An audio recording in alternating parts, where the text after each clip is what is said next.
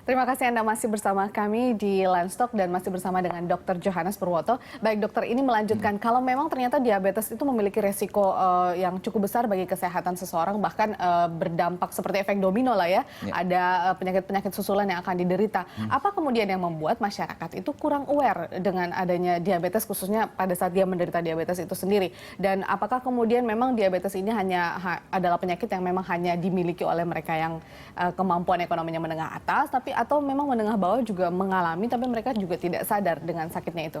Ya, diabetes itu seperti tadi peribahasanya adalah suatu investasi, itu adalah investasi jangka panjang kalau istilah bisnisnya. Jadi diabetes bukan sesuatu yang segera langsung timbul keluhan, tetapi dia berjalan pelan-pelan hingga bertahun-tahun, baru dia menimbulkan keluhan yang nyata. Seperti yang sering dikeluhkan pasien jika sudah timbul keluhannya, berarti sudah berat, yaitu sering buang air kecil, kemudian jadi sering haus, lalu sering lapar, berat badan turun, merasa lemah, ngantuk. Kemudian ada gangguan disfungsi ereksi, dan gatal-gatal, dan lain-lain. Tapi itu terjadi dalam jangka panjang. Dalam waktu sebelumnya, beberapa tahun sebelumnya, itu sebetulnya sudah terjadi proses menuju diabetes yang kelihatan secara klinis. Proses itu sebetulnya bisa kita potong, kita bisa kenali dengan cara pemeriksaan darah.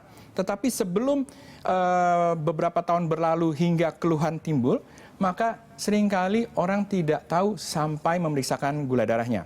Itulah pentingnya pemeriksaan dini atau pemeriksaan penyaring gula darah.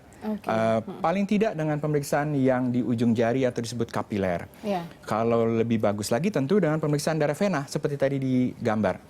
Kalau seandainya sudah timbul gejala, seringkali orang-orang tidak merasakan itu sebagai suatu keluhan. Kalau lapar, terus kenapa?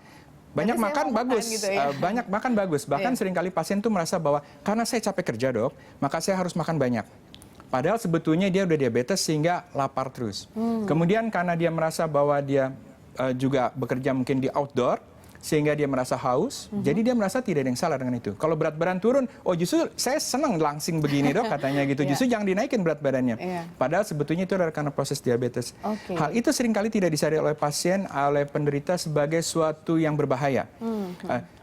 Nah, tujuan kita mengedukasi seperti ini adalah supaya masyarakat awam, khususnya semuanya termasuk ya yang mendengarkan ini maupun keluarganya, harap memperhatikan kalau seandainya ada keluhan-keluhan seperti tadi, itu berarti kemungkinan ada diabetes, itu harus diwaspadai.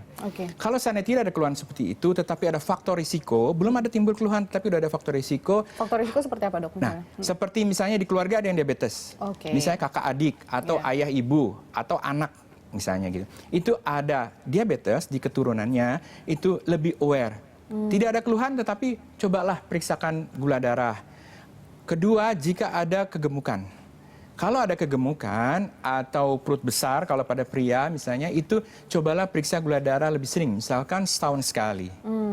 Kalau seandainya masih ragu, periksakan ke dokter untuk tahu bagaimana cara periksa gula darah yang benar. Ya, karena tidak semua tempat pemeriksaan gula darahnya sebetulnya akurat, betul. Kemudian yang faktor risiko yang lain adalah pada orang-orang tertentu yang dulu misalnya pernah melahirkan bayi besar. Kemudian yang dulunya waktu lahir berat badannya kecil. Selain itu sebetulnya juga ada faktor etnik tertentu, misalnya lebih mudah mengalami diabetes. Tetapi ada 3 hal yang penting yang perlu diketahui, yaitu ada faktor risiko diabetes yang kita bisa cegah. Yang pertama adalah yang pola makannya tidak bagus, jadi tinggi kalori, tinggi gula, tinggi karbohidrat simple atau yang manis-manis. Kedua, tinggi dengan lemak. Ketiga, yang rendah serat. Itu sebenarnya semua pemicu. Itu pola makan yang tidak benar. Ditambah lagi kurang olahraga, kemudian kegemukan tadi. Itu adalah faktor risiko yang semua orang tahu. Kalau seandainya sadari bahwa oh saya jarang olahraga, jarang sempat olahraga. Misalkan kemarin saya baca di media cetak nasional bahwa diabetes makin meningkat. Tetapi di koran yang sama, edisi yang sama, dikatakan bahwa setiap statistik menyatakan bahwa 2 hingga 3 jam dihabiskan oleh seseorang untuk main gadgetnya. Jadi 2-3 jam untuk gadget, tetapi olahraga itu jarang. Jadi ada survei dari Kementerian Kesehatan bahwa secara nasional orang Indonesia ternyata aktivitas fisiknya itu rendah. Jadi olahraganya jarang, kalaupun ada tidak teratur. Berarti, maaf dok, saya potong. Berarti sebenarnya pemicu munculnya diabetes ini sendiri selain kemudian pola makan yang tidak sehat dan juga kurang olahraga, itu apakah memang benar sebenarnya karena mengkonsumsi gula secara berlebihan atau garam pun sebenarnya bisa dok, atau ada pemicu lainnya sebenarnya dokter? Iya, pada seseorang yang sudah ada faktor risiko diabetes, pemberian kalori yang berlebihan, terutama dari karbohidrat, misalnya dari gula, manisan, dan lain-lain, itu akan membuat tubuhnya menjadi rentan karena dia berat di expose terus-menerus terhadap gula. Sehingga lama-lama tubuhnya akan lemah menjadi diabetes. Nah, untuk menghindari itu makanya kita kira-kira kalau kita minum manis, kalau kita makan sesuatu yang manis, maka perhatikan sesuai nggak dengan kebutuhannya. Kalau Mbak Monica habis maraton, kemudian harus minum banyak, harus manis, itu karena mengganti energi yang hilang. Tetapi kalau banyak di meja, atau di depan komputer, atau di belakang kemudi, kemudian olahraga cemilan-cemilan, atau rapat dari pagi sampai malam, kerjanya rapat, gitu ya.